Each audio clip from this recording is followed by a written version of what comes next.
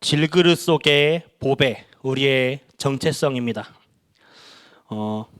오늘 제가 칠판을 쓰지 않을 겁니다. 그러니까 칠판을 쓰지 않을 거예요. 미리 제가 얘기해 드립니다.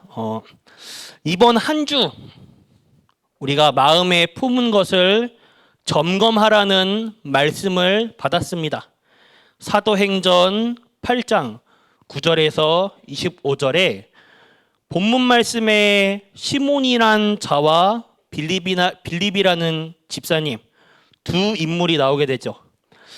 빌립이 하나님 나라와 예수 그리스도의 이름에 관하여 전도하니 많은 응답, 능력이 나타나게 됐습니다.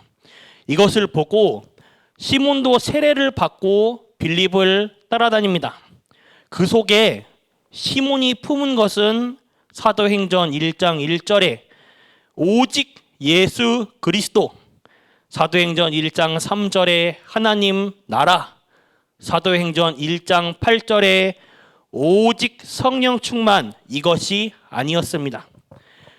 시몬이 마음에 품은 게 무엇이었냐? 본인의 동기, 야망, 응답, 본인의 계산을 가지고 마음에 품었어요. 나중에 그는 마지막까지 복음을 대적하는 인생으로 삶을 마치게 됩니다. 이것을 보면서 우리도 마음에 무엇을 품는가, 이것을 늘 점검하셔야 돼요. 한 번씩 나를 멈추고 점검하시길 바랍니다. 생각이 멈추질 않고 이 현대화 시대에 빠르게, 우리나라는 빨리빨리 이러잖아요. 가끔은 멈추시고 점검할 시간이 꼭 필요해요. 나를 멈추고 점검하는 시간이 기도하는 시간입니다. 점검을 한다는 것은 발견한다는 것이에요. 내가 지금 마음에 무슨 생각을 하는가?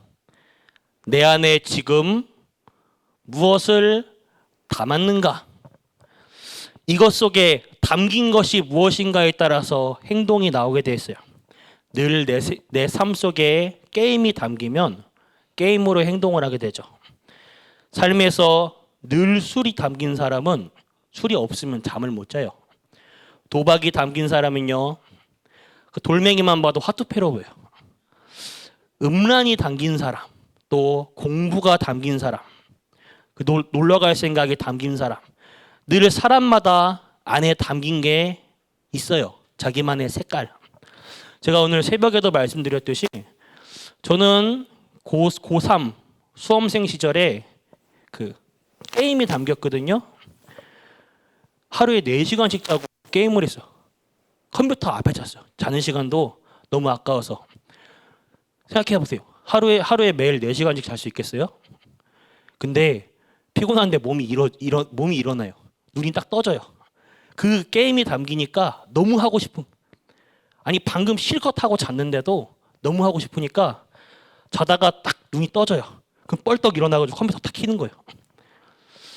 내 삶 속에 나에게 무엇이 담겼나, 이것을 점검해야 됩니다. 우리가 신앙생활을 열심히 못하더라도 정확하게 해야 돼요. 열심히 하는 게 오히려 독이 될 수 있습니다. 우리가 신앙생활을 허황되게 하면 안 돼요. 그러나 틀리게 해서도 안 됩니다. 틀린 것을 열심히 하면 안 돼요. 그렇죠? 열심히 하는 게 틀린 게 아니라 틀린 것을 열심히 하면 안 되는 거예요. 왜냐? 틀린 것을 열심히 할수록 손해입니다. 제가 우리 교회에 처음 왔을 때에 운전면허증이 있었지만 장롱면허였어요. 장롱면허라 가지고 제가 거의 1년간 거의 운전을 안 했거든요. 그래서 처음 왔을 때 제가 교구 사역을 맡았잖아요. 3구역이었습니다. 저희 구역 식구들 지금도 기억해요. 교구 사역과 모든 구역 예배, 그리고 모든 다락방을 걸어서 갔어요. 저는 그 집집마다 가면 그 가게랑 맛집들이 있어요. 그 지역마다, 동네마다. 또 말씀 공부하면서 맛집도 찾아다니고 또 이 재미로 갔거든요, 내가. 지금도 삼산동과 현장, 가까운 현장이나 모든 초등학교 현장을 걸어서 갑니다. 저는 가면서 기도하는 거예요.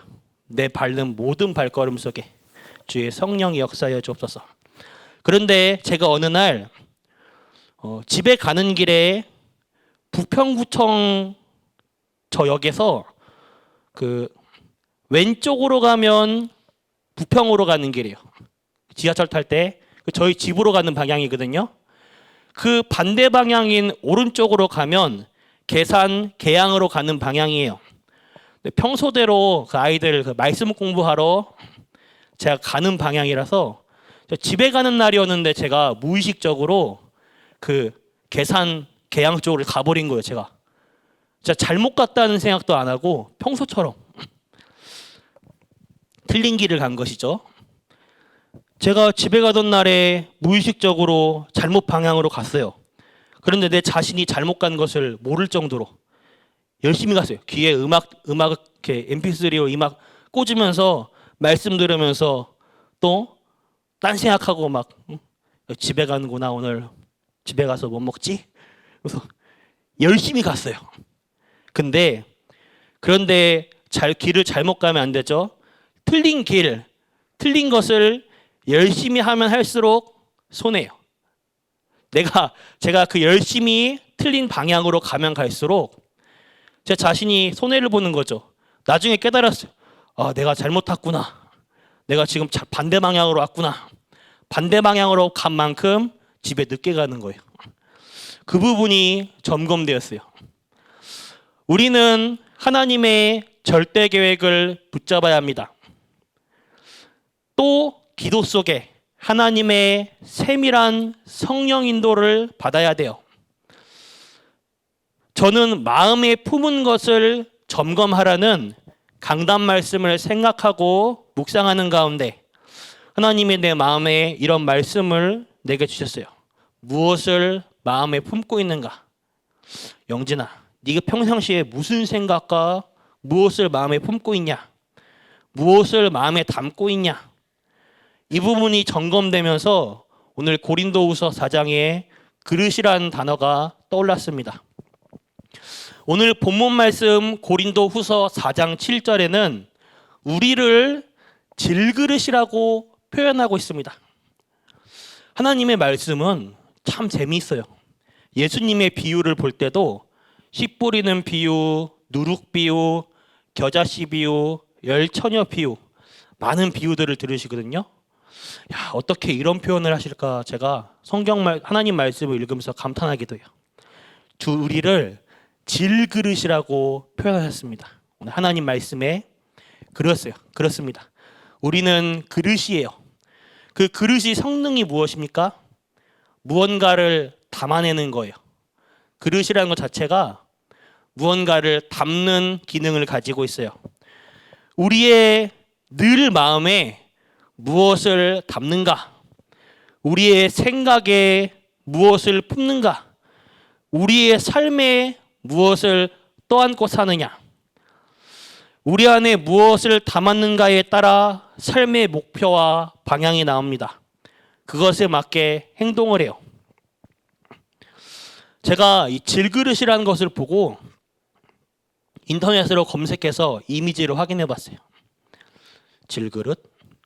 분명 이제 흙으로 만든 그릇은 맞는데 이제 어떻게 생겼나 보니까 우리 집에 있는 거랑 똑같더라고요.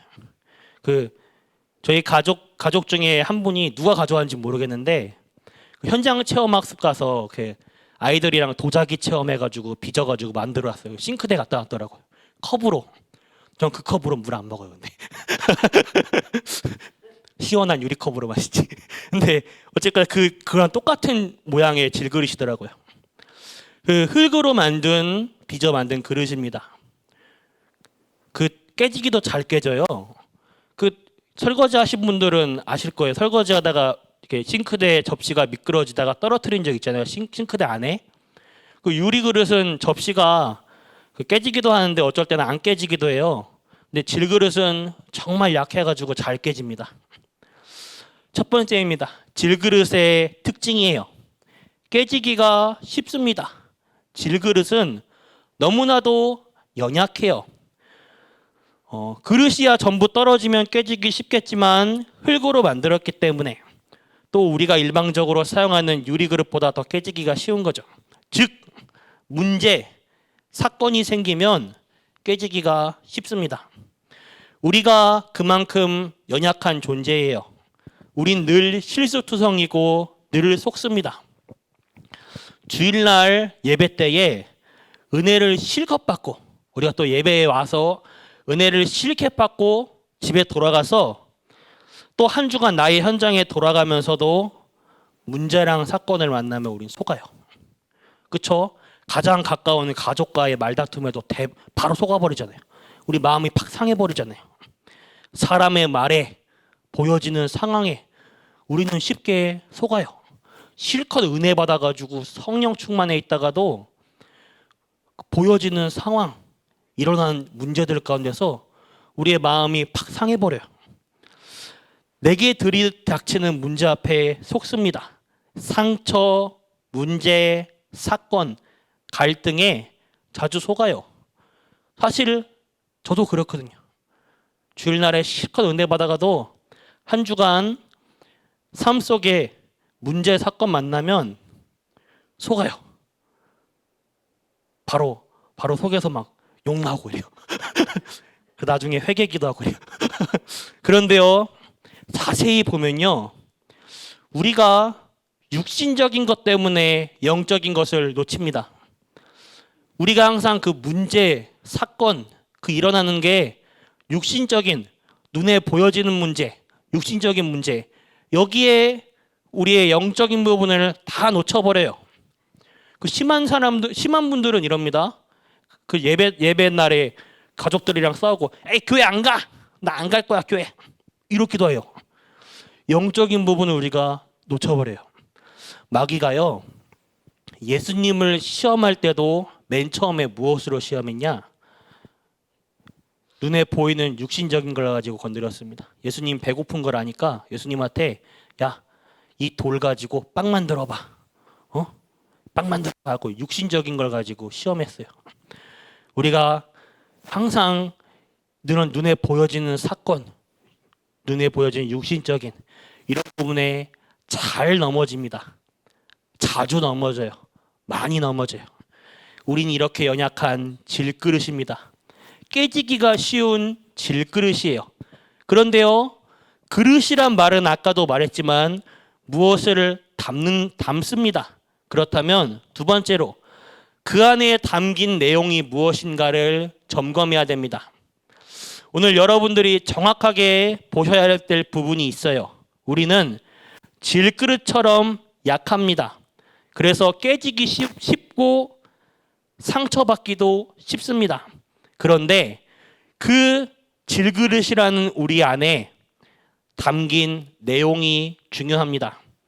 어떤 내용을 담고 있냐? 보배를 담은 질그릇입니다.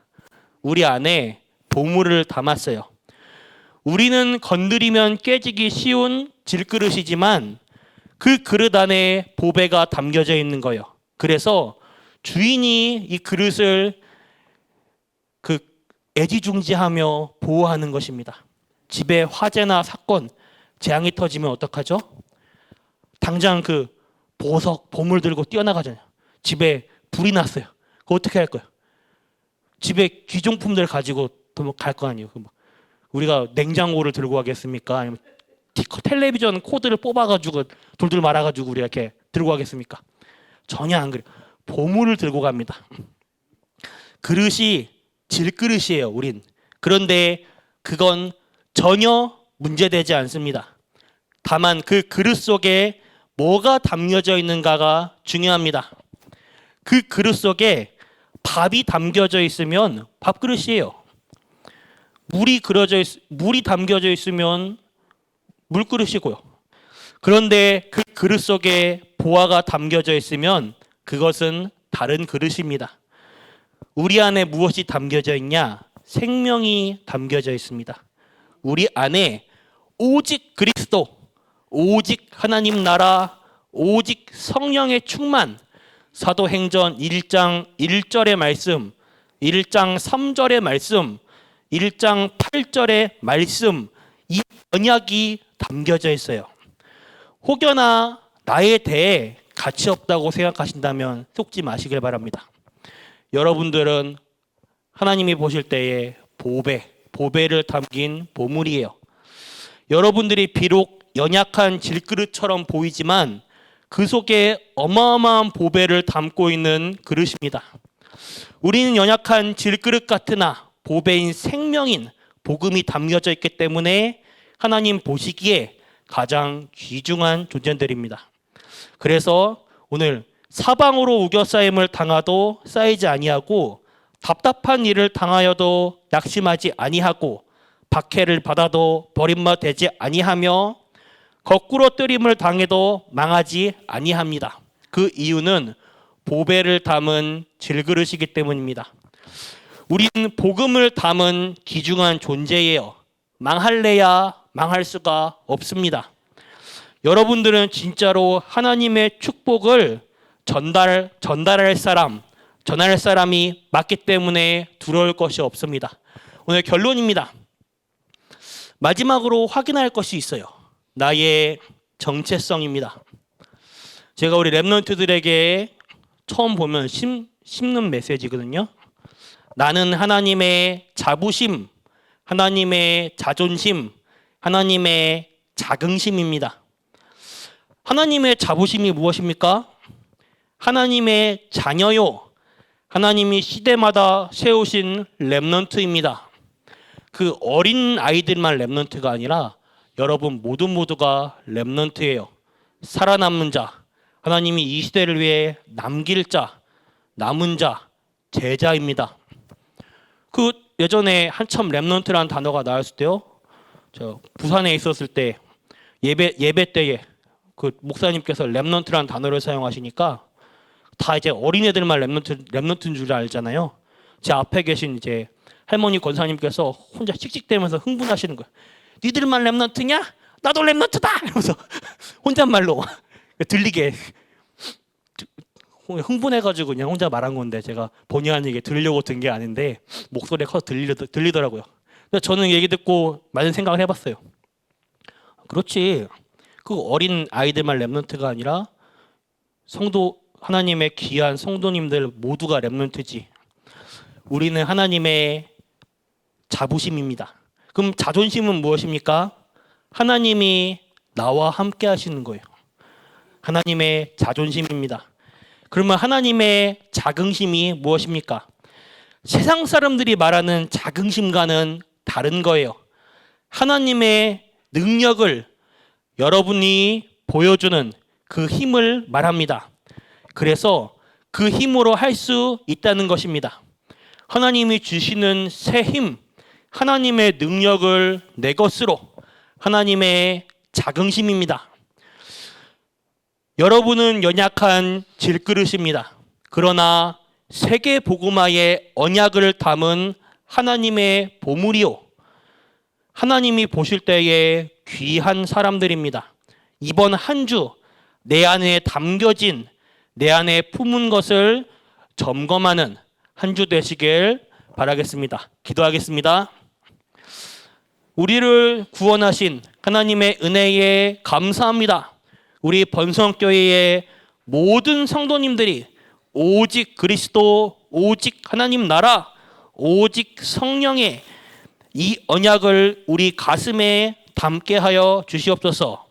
또 우리의 남은 평생 언약의 말씀을 마음에 담게 해 주시옵소서. 그래서 하나님이 성취하시는 그날을 보게 해 주시옵소서. 우리에게 매일매일이 언약의 성취의 날이요 언약의 흐름 속에 있는 인생 될 수 있도록 하옵소서. 주 예수 그리스도의 이름으로 기도드렸습니다. 아멘. 지금